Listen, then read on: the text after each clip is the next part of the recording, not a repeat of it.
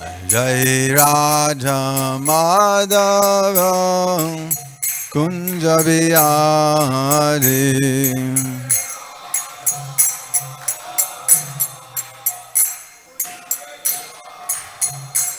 Jai Radha Madhava Kunja Bihari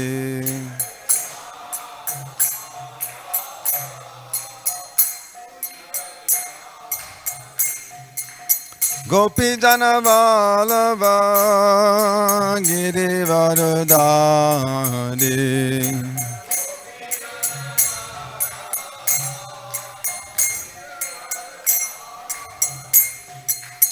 Gopi Jana Vallabha Giri Varadari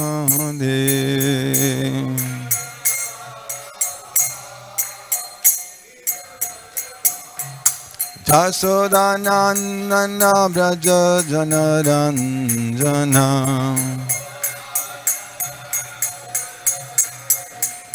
Sodanandana Braja Janaranjana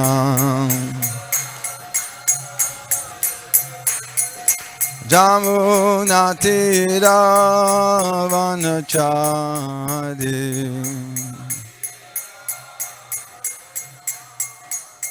Jamunatira Vanachari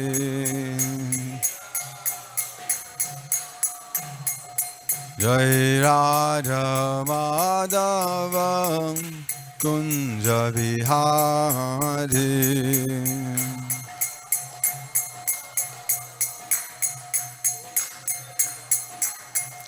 Jai Radha Madhava Kunja Vihari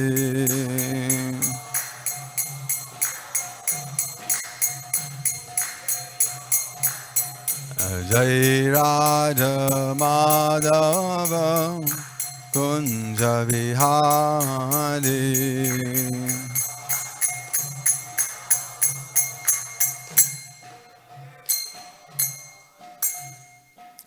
Jai Om Vishnupad Paramahansa Parivajagacharya Astatharas Sri Maharaj Divine Grace of Hai Charanarvind Bhaktivedanta Swami Srila Prabhupada Ki Jai Grantara Srimad Bhagavatam Ki Jai Sri Harinam Sankirtan Ki Jai Tai Gauraviman Andi All glories to the Sum of devotees All glories to the Sum of devotees All glories to the Sum of devotees All glories to Sri Sri Guru and Gauranga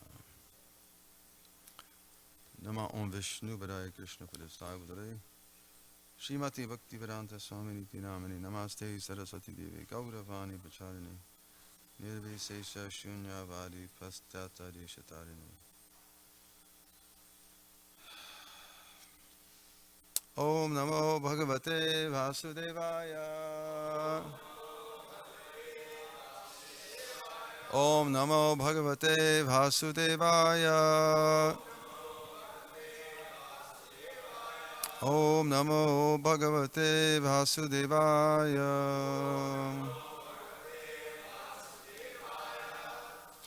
Reading from Srimad Bhagavatam, First Canto, Chapter 2, Text number 19. This chapter is entitled Divinity and Divine Service. Tada Rajastamo Bhava Kama Lobadayas Chaye Cheta Etar Anavidham Stitang Sattve Prasidati Tararajastamo Bhava Kama Lobadayas Chaye Cheta Etaranabidham Stitang Sattve Prasidati Tararajastamo Bhava Kama Lobadayas Chaye Cheta Etaranabidham Stitang Sattve Prasidati Tadarajastamu Kamalobadayaschaye Jeta Etarna Vidham Sitang Satte Prasidati.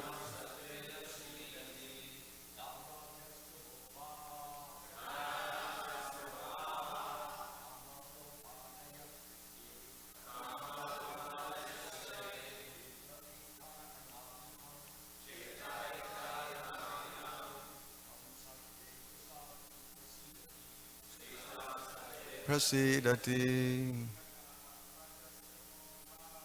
Tadarajastamu Bhava Kamalobadayaschaye Jeta Etarna Vidham Sitang Satte Prasidati Tadarajastamu Bhava Kamalobadayaschaye Shita Etarna Vidham Ne Prasidati Tadarajastamu Bhava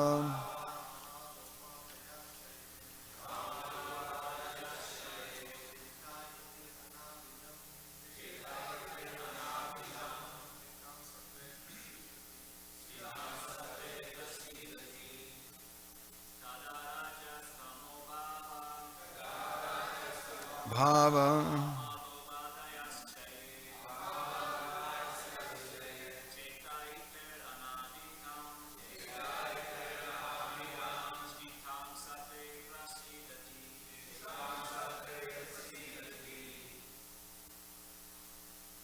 Ladies,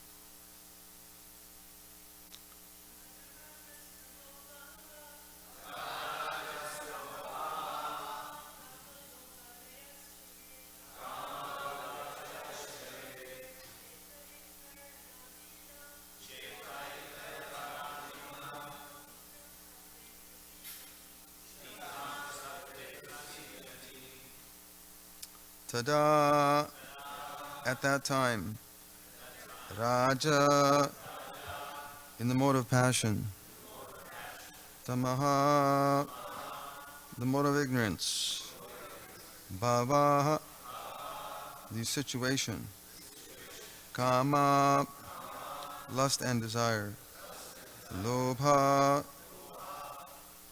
hankering, Adaya, others, Cha, and, Yea, whatever they are, Cheta, the mind, Etai, by these, Anavidham, without being affected, Stitam, being fixed, Sattve, in the mode of goodness, Prasidati, thus being fully satisfied. Translation and purport by His Divine Grace, Srila A.C. Bhaktivedanta Swami, Srila Prabhupada Ki Jai. As soon as irrevocable loving service is established in the heart, the effects of nature's modes of passion and ignorance, such as lust, desire, and hankering, disappear from the heart. Then the devotee is established in goodness, and he becomes completely happy. Please repeat. As soon as irrevocable devotional service is established in the heart, the effects of nature's modes of passion and ignorance, such as lust, desire, and hankering, disappear from the heart. Then the devotee is established in goodness, and he becomes completely happy. Report. A living being in his normal constitutional position is fully satisfied in spiritual bliss. This state of existence is called Brahmabhuta or Atmananda, or the state of self-satisfaction. This self-satisfaction is not like the satisfaction of the inactive fool. The inactive fool is in the state of foolish ignorance, whereas the self-satisfied Atmanandi is transcendental to the material state of existence. This stage of perfection is attained as soon as one is fixed in irrevocable devotional service. Devotional activity is not inactivity, but the unalloyed activity of the soul. The soul's activity becomes adulterated in contact with matter, and as such, the diseased activities are expressed in the form of lust, desire, hankering, inactivity, foolishness, and sleep. The effect of devotional service becomes manifest by complete elimination of these effects of passion and ignorance. The devotee is fixed at once in the mode of goodness, and he makes further progress to rise to the position of Vasudev, or the state of unmixed sattva, or Shuddha sattva. Only in this Shuddha sattva state can one always see Krishna eye to eye by dint of pure affection for the Lord. The devotee is always in the mode of unalloyed goodness, therefore he harms no one. But the non-devotee, however educated he may be, is always harmful. A devotee is neither foolish nor passionate. The harmful, foolish, and passionate cannot be devotees of the Lord. However, they may advertise themselves as devotees by outward dress. A devotee is always qualified with all the good qualities of God. Quantitatively, such qualifications may be different, but qualitatively both the Lord and his devotees are one and the same. Om Jnaniti Mirandasya Gnanjana Shalakaya Chakshurmilitam Jena Tasmai Sigrivema Guru Divachalam Pangam Langayate Grimet Kipatamande Sigrum Tirnam Paramananda Madhavam Shri Chaitanya Ishwaram. So here Srila Prabhupada, or the Bhagavatam here, because it's whether it's the book or the personality of Godhead or his devotee, as Prabhupada concludes his purport, are one. So here the Bhagavatam is giving the perfect definition of being happy. What is that common little line that Prabhupada would came out with? We are making the hippies happies. It's fact that the hippies, they're discontent with whatever, so many things. But due to association, they become happies. So that is the state in this material world, that due to association with this material nature, we've all become, I guess you could say we've all become hippies, because we're not very happy yet. But the idea is to become happy. And here the Bhagavatam is giving the perfect definition. Because by nature the living entity is constitutionally fully in spiritual bliss. Brahmabhuta prasanatma asochati na kankshati. Krishna very nicely describes in Bhagavad Gita how the living being, one who becomes transcendentally situated at once realizes the Supreme Brahman and becomes fully joyful. This is a natural sequence, that as soon as one takes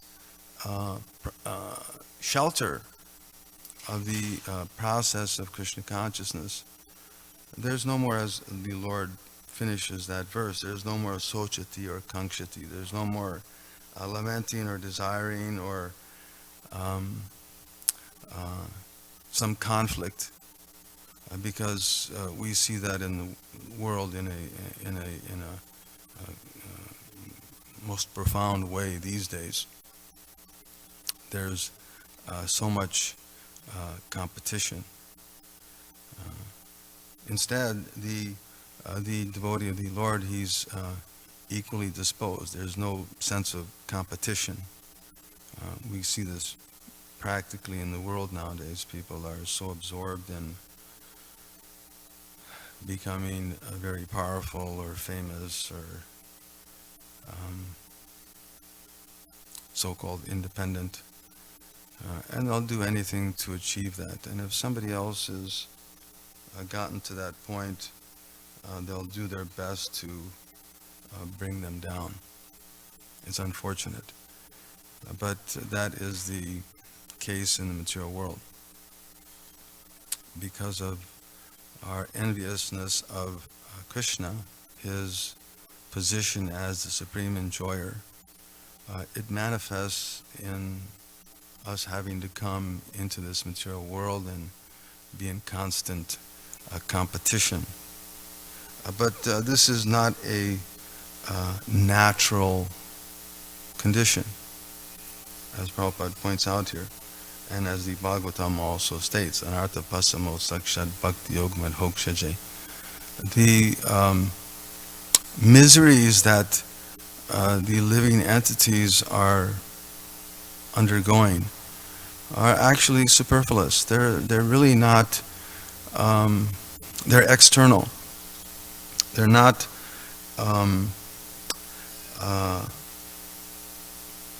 the nature of the soul.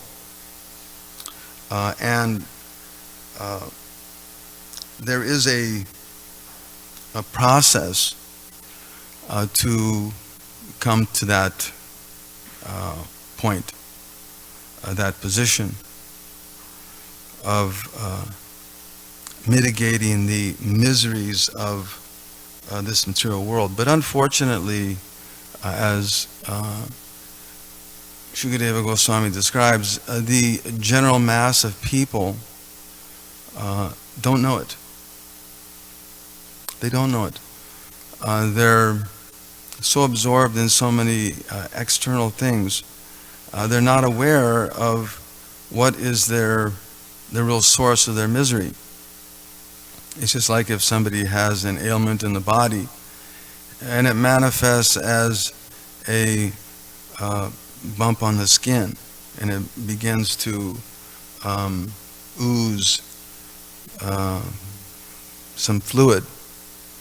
Now we may think, well, let me blow on it, or let me put a little bit of ice on it, or let me put a little heating pad on it, and or let me even cut it and try to take out the poison. It doesn't solve the real problem.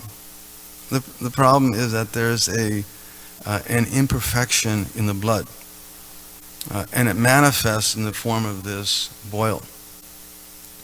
I'm sure all of us have some experience. Or it manifests itself in some kind of form. So the point being that because of our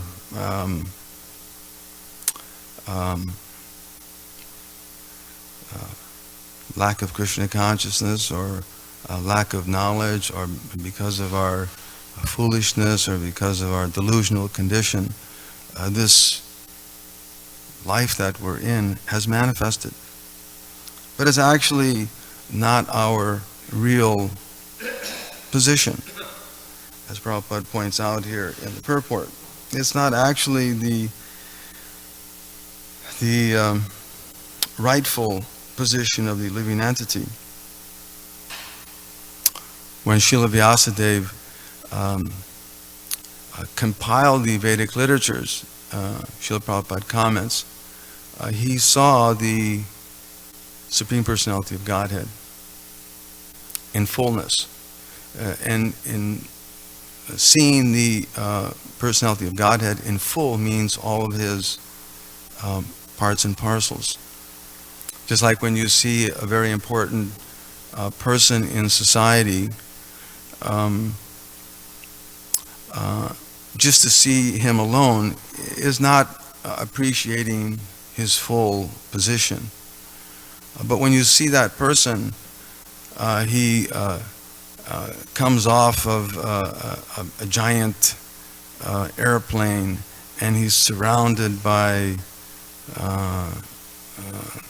security, and he's greeted by so many adoring people, you can appreciate the position of that person. So Srila Vyasadeva, he saw the Supreme Personality of Godhead in his fullness, which meant also his energies, his parts and parcels. He saw, Srila Prabhupada makes this commentary on this verse in the Bhagavatam. It's very beautiful how he describes it. How he saw his different energies. Namely, he saw his internal energy, he saw his marginal energy, and he saw his external energy. And he saw how the marginal energy is subjected to the unwanted miseries, miseries by the external energy. He could see that. And then finally he saw what the remedial measure was. And that's when he compiled the Vedic literatures. For that reason we have these wonderful literatures, because they're describing what that remedial measure is.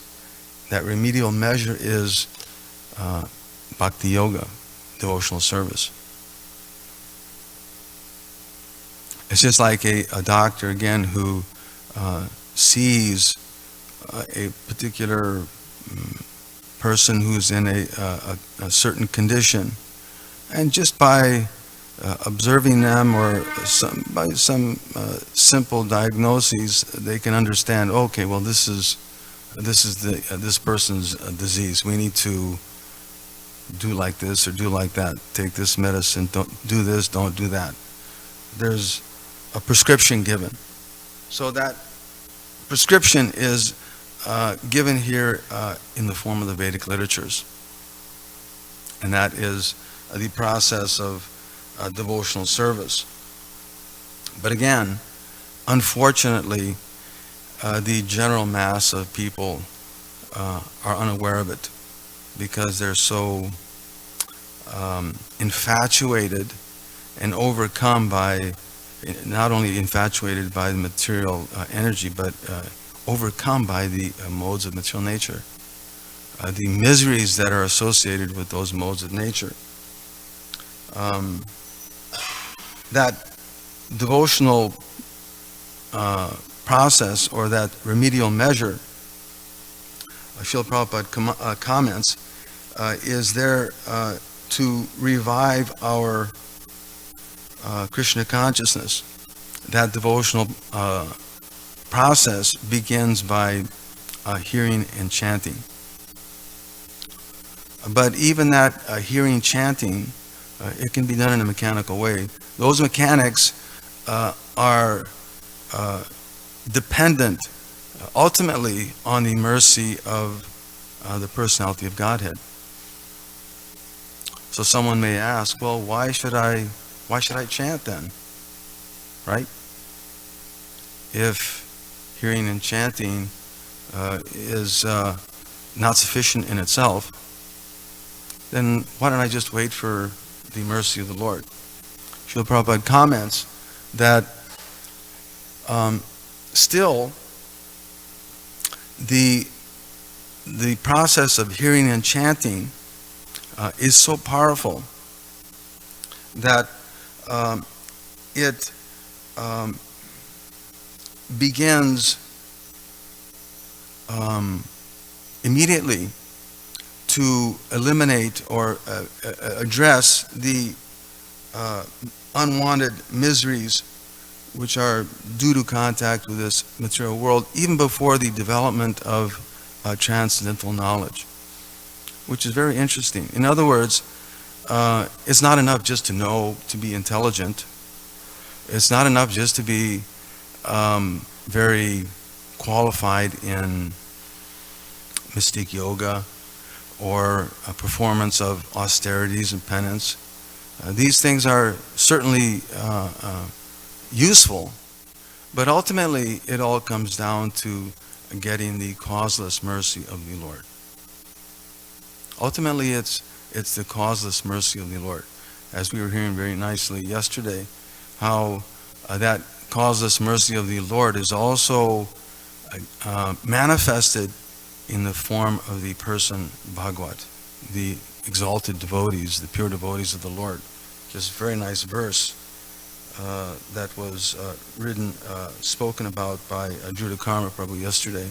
So very nice how by association with the book Bhagavad or the person Bhagavad, one derives these same benefits, but that is the causeless mercy of the Lord.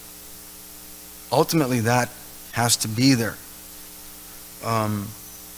There's a very interesting point that Srila Prabhupada makes here, is that this sort of satisfaction that's experienced by the devotee of the Lord is not like the foolish satisfaction that is there by the inactive fool. The inactive fool is in the state of foolish ignorance, whereas the self-satisfied Atmanandi is transcendental to the material state of existence. There are so many persons in this world who may think that they're very happy, or they're very qualified, or very powerful, etc. But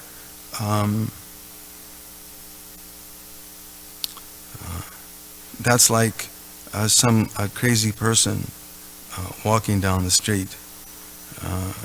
They're not in touch with reality. The reality is that we're stuck in a very miserable condition that is profoundly miserable. But due to some delusional condition, the effects of the modes of material nature, as Srila Prabhupada points out here in the purport, that due to his association, unadulterated, the soul's activity becomes adulterated in contact with matter. Purushak prakriti stohi bhunkte prakriti janganan. Karanam gunasanga said sarasa joni janmasu. Karanam gunasangosya. Due to his association with this material nature, the living entity thus he becomes deluded, and as a result has to meet with so many difficulties in this material world. Sometimes being in the form of a human, or sometimes in the form of an animal or a worm. These are not very pleasant conditions. But due to his association with that material nature and being captivated, practically captivated since time immemorial, the Vedic literatures describe how the living being has traveled from universe to universe. Brahmanda Brahmite Kona Bhagyavanji. The living entity has been traveling since time immemorial. We can't put a time on when we came into this condition. It's been so long. So for all practical purposes, we can say that it's been eternal. It's been so long. So because of this captivation, since time immemorial, the living being is thrown into this suffering condition. But Krishna consciousness means to rise above these modes, right? It means to rise above the miseries that are associated with this material energy, with those modes of nature. rising above that and being situated in devotional service. Srila Prabhupada comments that as one becomes learned in association, it's very interesting, as one becomes learned in association with the Supreme Personality of Godhead, proportionately he relishes his eternal blissful life. So proportionate to the amount that we're associating with Krishna, Supreme Personality of Godhead, Krishna or devotional service, or for that matter, his pure representative, proportionate to how we associate to them, to that degree we experience eternal blissful life. And again, of course, this is very difficult to understand in the material sense, because generally our experience in this material world is that if you associate with someone too long, you get really tired of them, right? You can't stand them anymore, or you can't take the way they look or talk, or because of this envy. But that is not the case in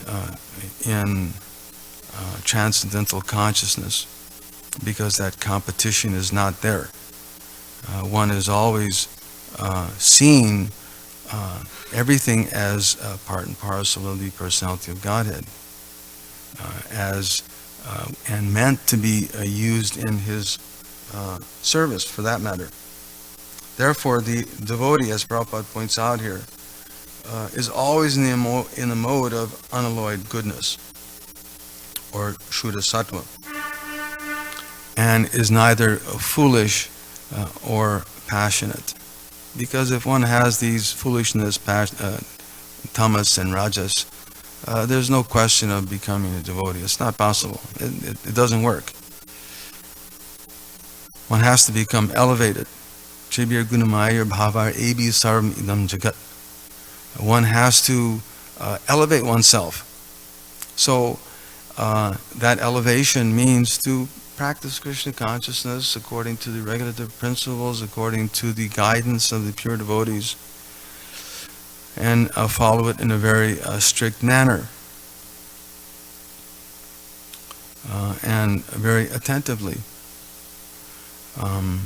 As we've heard many, many times, just a little inattentiveness and immediately something happens. Just like if you're shaving the face, if you're inattentive, even just a little teeny bit, there's a problem. So Krishna consciousness also means that one has to be very attentive in practicing, even in the slightest and most seemingly innocuous ways. One has to be very careful in everything one does. Whether it be chanting or associating, or whether it's executing one's devotional service, or just even simple things, hygiene, how one dresses in the mode of goodness and not ignorant. So all these things are there within the devotee of the Lord. As Prabhupada points out here right at the end, he insinuates this verse, Yasyasti Bhakti Bhagavati Akinchana, that the devotees of the Lord, they automatically manifest all good qualities. All good qualities. A devotee is always qualified with all the good qualities of God. Quantitatively, such qualifications may be different, certainly, but qualitatively, both the Lord and His devotee are one and the same. How important it is to practice Krishna consciousness so that we can come to that point, to that level, and how important it is to practice Krishna consciousness so we can appreciate those who are at that level and associate with them properly. It's paramount. And this verse um, uh,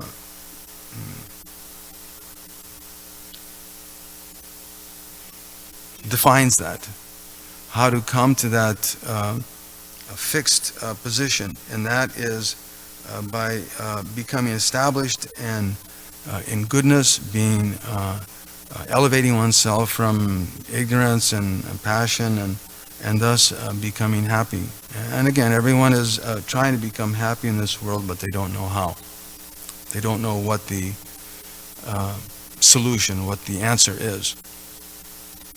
Therefore, they try to go off into space and try and do this thing and that thing. We can't find it here on planet Earth, let's go to Mars. But let's go to this place and that place.